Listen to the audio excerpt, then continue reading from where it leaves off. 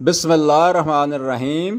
قتادہ سے روایت ہے کہ حضرت انس بن مالک رضی اللہ تعالی عنہ نے انہیں حدیث سنائی کہ سلیم رضی اللہ تعالی عنہ نے انہیں بتایا کہ انہوں نے نبی کرم صلی اللہ علیہ وسلم سے ایسی عورت کے بارے میں پوچھا جو نیند میں وہی چیز دیکھتی ہے جو مرد دیکھتا ہے، تو رسول اللہ صلی اللہ علیہ وسلم نے فرمایا، جب عورت یہ چیز دیکھے تو غسل کرے۔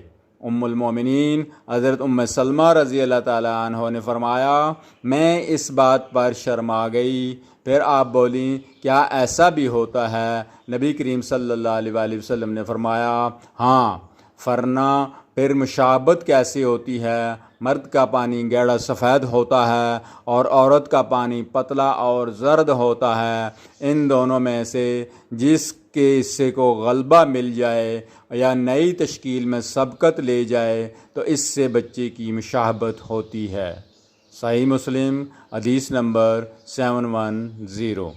چینل کو سبسکرائب کر دیا کریں تاکہ آپ تک نبی کریم صلی اللہ علیہ وسلم کی اچھی حدیثیں آپ تک پہنچائی جا سکیں۔